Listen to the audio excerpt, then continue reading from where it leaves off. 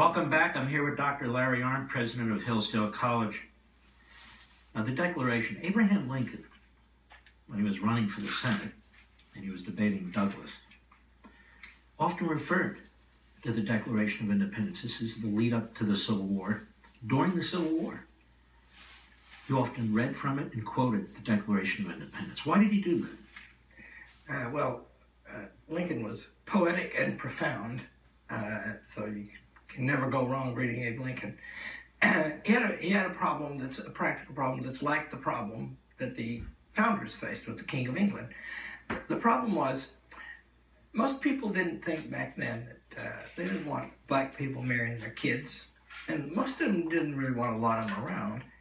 And Douglas exploited that. In the Charleston debate, he says, "Did you know," he says to the people, "that Lincoln's friend Fred Douglass, who spoke on our campus twice, and there's a statue of him there now, rode through this town last week in a carriage driven by a white man." And this is the great Frederick Douglass, an escaped slave, brilliant man, who helped lead the abolition movement. That's right. And in the Lincoln-Douglas debates, only Lincoln rises to great heights. Douglas's health was actually destroyed by this experience. But Lincoln says, maybe the black woman is not my equal. You think, why don't you let her alone? Because isn't she the equal of every one of us in the right to eat the bread that she earns with the sweat of her own face?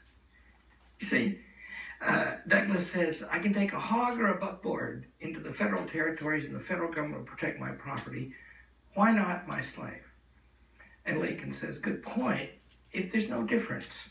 But they don't hang pigs for murder down in the South, and they don't pass laws making it illegal to teach them to read. They know the difference. So in other words, this equality principle just depends on us recognizing what kind of things are. That's a cup, and that's a shoe, and that's a man, and that's a man. And each of those things are different from everyone else that fits in the category, but fundamentally and essentially they're the same. Didn't Lincoln also, as I recall in 1858, he referred to the Declaration? When it's talked about the founders of the country, those who signed the Declaration, many of them had slaves. And he pointed out, but these are the men that wrote the Declaration of Independence, and they left it to their progeny, the Declaration, to try and write things, because they couldn't write it at that time. And they write it, a lot of them at the time. Slavery was abolished in more than half of the Union within 20 years. And a very important date is 1787, not only because the Constitution was written in that year, but also because the Northwest Ordinance was passed in that year. And it's the first time a free government ever grew. And they added 5 new states on condition that was imposed by Virginia that there be a clause in it, Virginia a slave state, on the motion of Thomas Jefferson, a slaveholder, that there be no slavery allowed in the Northwest Territory. And that was done without controversy, right? So in other words, you just go look at the records of the founding, find the person of any prominence at all who said that slavery was a good thing. You won't find it. What's the relationship between the Declaration of Independence and the Constitution of the United States? Well, it's grand, but it's also particular. The grand part is, if we're human beings and we're all the same in that respect, then we cannot be governed by other human beings as if they were our superiors. So then you need some form of government to make that possible, right? Government's got to act, it's got to do things. How do you set it up on this new principle? And in particular, there are 17 clauses in the middle of the Declaration of Independence that says the bad stuff the king did, right? And these are a list of particulars. Yeah, and this is a cause of the Declaration. What did he do?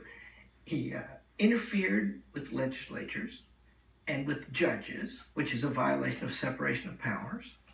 He was unrepresentative himself, which is a violation of representation. He was, what else did he do? Oh, he quartered troops on people, which is using force to rule. He expanded Canada down into the colonies. because he'd given them a constitution that they didn't have any say over, and he was taking away their rights that way. In other words, government has to be, what are the main features of the Constitution? They are representation and separation of powers. Mm-hmm. Those are the main things, right? And so the Constitution is implied, and the positive Constitution is just the springing to life of these negative claims against the king in the Declaration. So it's the governing manifestation of the Declaration. Can we put it that way? That's exactly right. Okay. And key, as you say, is the separation of powers. Later, they come back with the Bill of Rights, which they had to do, Mm-hmm. or this Constitution would have been ratified That's in right. the first place. These Bill of Rights are critical. They come out of the first Congress. They go to the states. They're ratified to enshrine individual liberties and state authority, to underscore and put an exclamation mark behind it. So federalism, individual liberty, separation of powers, delineated powers of the federal government. And then this force develops, they call themselves progressives. This regressive force develops out of the philosophy of Hegel Mm-hmm. and Marx. Right. What is this philosophy of progressivism that develops out of these philosophers? So classic philosophy and the philosophy of the Declaration of Independence, it looks out at the beings in nature and distinguishes them and sees what their essences are and reaches a hierarchy about what they're like, right? And that's understood to be essential. Well, his historicism is what these Hegel and Marx. And what is historicism? That the constant development of the human being so that the past history is lopped off and everything begins that Everything. day. And it even goes beyond the human, right? Everything is change. And everything is, not only is everything subject to change, everything is formed by the process of change. And so our consciousness, and that's a term of art in historicism, you and I don't know it, but our consciousness is formed by the forces of history working on us. And then that just leads to a second thing, and this is the attractive, the seductive part of progressivism.